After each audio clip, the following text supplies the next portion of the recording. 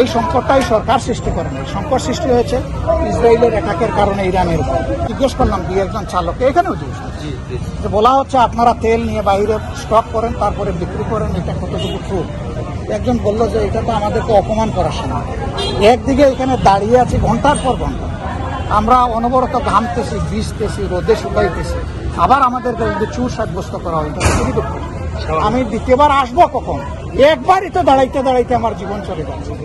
অনেক কম বন্ধ হওয়ার কারণে আপনাদের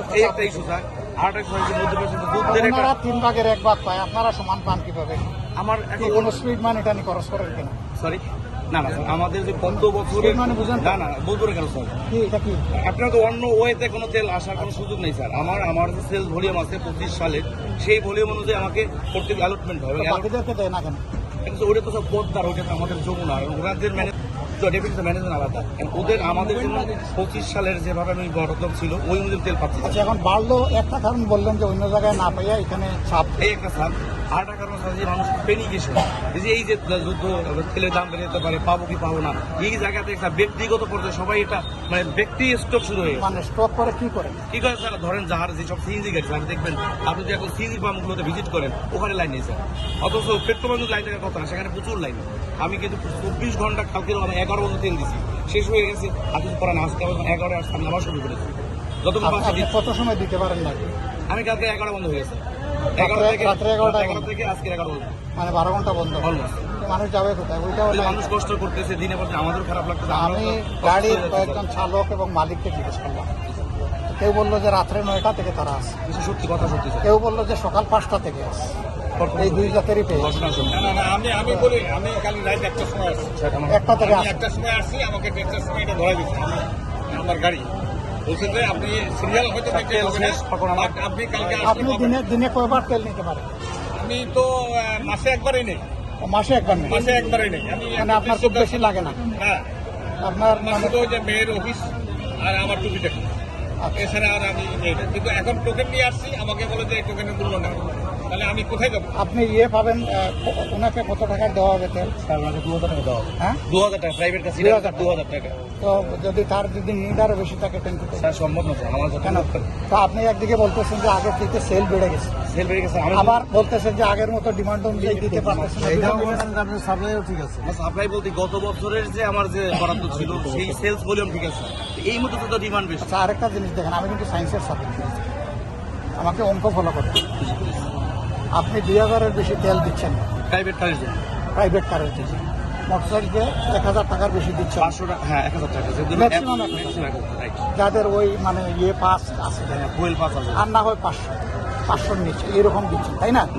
তো তেল নিতে যেটুকু সময় আগে লাগতো এখন তো সেইটুকু সময় লাগে, একটু বেশি লাগে। তাহলে কিউআর কোড স্ক্যান একটু বেশি গুড, আরো কমে গেল। মানে সময় যত বেশি লাগবে কনজাম্পশন তত কমে যাবে, তাইলে সেল বেশি হবে কেন? এখন যে আমার হিসাবে তো মিলে না ভাই। এখন এই অ্যাপটা তো স্যার কত 2-4 দিন 1 সপ্তাহ হয়েছে। আবার আমি তো এখনকার সময়টা জানতে চাই, এই মুহূর্তে এখন এই যে অ্যাপসটা 100% কার্যকর হয় সেক্ষেত্রে আমি সহজ বাস্তব হলো আগে যে পরিমাণ তেল বিক্রি হতো, আপনি যদি 1 সপ্তাহ স্বীকার করেন, এখন আপনি চাইলেও তা বিক্রি করতে পারবেন না। একটা গাড়িতে আপনার নজল ঢুকাইয়া আপনি একবারে তেল দিবেন মনে করেন 100 লিটার, আর আপনি 5টা গাড়িকে ভাগ করে দিবেন 100 লিটার, সময় কি সমান লাগবে? নিঃসন্দেহে 5টা গাড়িতে বেশি লাগবে। তো এখন তো 5টা গাড়িতে কম করে দিতে বাধ্য হচ্ছে তেলের সীমাবদ্ধতার কারণে। তাইলে তেল বেশি বিক্রি হচ্ছে এটা তো বলতে পারেন না। বেশি বলতে আমি যদি 12 ঘন্টা আমি যে 12 ঘন্টা বন্ধ ছিল স্যার, আমার কাছে আরো থাকতো, তাও দিতে পারতাম না, তা তো দেননি আপনি, যা দিয়েছেন আমার হিসাব তার উপরে, যেটা আপনি দিতে পারেননি সেটা আপনি বলবেন কেন? আপনি বলবেন না। তার মানে হচ্ছে আগে যে পরিমাণ তেল বিক্রি করতেন এখন তার চাইতে বাধ্য হয়ে কম তেল বিক্রি করতে হচ্ছে আপনার, এবং আগে মালিকদের যে ডিমান্ড ছিল সেই অনুযায়ী আপনারা এখন ডিমান্ড সাপ্লাই করতে পারছেন না, এটাই বাস্তবতা। এখন আমি জিজ্ঞেস করলাম দুই একজন চালককে, এখানেও জিজ্ঞেস যে বলা হচ্ছে আপনারা তেল নিয়ে বাইরে স্টক করেন তারপরে বিক্রি করেন, এটা কতটুকু ট্রু? একজন বলল যে এটা তো আমাদেরকে অপমান করার সময়। একদিকে এখানে দাঁড়িয়ে আছি ঘন্টার পর ঘন্টা, আমরা অনবরত ঘামতেছি, ভিজতেছি, রোদে শুকাইতেছি, আবার আমাদেরকে যদি চুর সাব্যস্ত করা হয় তাহলে খুবই দুঃখ। আমি দ্বিতীয়বার আসবো কখন?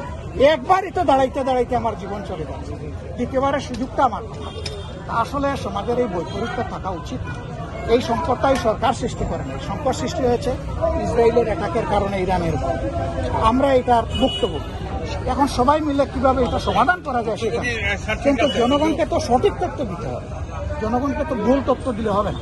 আমরা আপনাদের কাছ থেকেও সঠিক চাই, আমরা সংসদের ভিতরেও সঠিক চাই, দুই জায়গায় সঠিক চাই। আমরা আজকে এসেছি এই বাস্তবতাগুলো বোঝার জন্য। আমাদেরকে সংসদে বলা হচ্ছে দুই কান দিয়ে যা শুনতেছি, বাইরে যা দেখতেছি তার মাঝে তো হিসাব মিলাতে পারছি।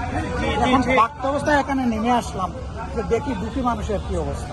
আমি যদি 9 ঘন্টা 10 ঘন্টা দাঁড়াইয়া তেল নিতাম তখন দুঃখটা আরো বেশি বুঝতে পারতাম। আমি পারলাম না বলে তাদের কাছে আমি দুঃখ প্রকাশ করছি যে তাদের মতো ওই ঘন্টাগুলো আমি এখানে থাকতে পারছি। আর বাস্তব প্রয়োজনে তারা আশা করি আমাকে ক্ষমা করবে। এখন আমরা এসেছি ভাই, এখানে আপনার কোনো দায় নাই, আমারও কোনো দায় নেই। এখানে আমরা চাচ্ছি যে সমাধান হোক। সমাজটা মানুষের একটা সমাধানের কষ্ট দিকে লাঘব আসুক, হোক। কষ্টটা লাঘব হোক। এবং কষ্ট লাঘব করতে গেলে বাস্তব চিত্র, সত্য তথ্য জনগণের সামনে আসতে হবে, এতটুকু। এটা আসলে রাস্তাও বের হবে ইনশাআল্লাহ। ধন্যবাদ।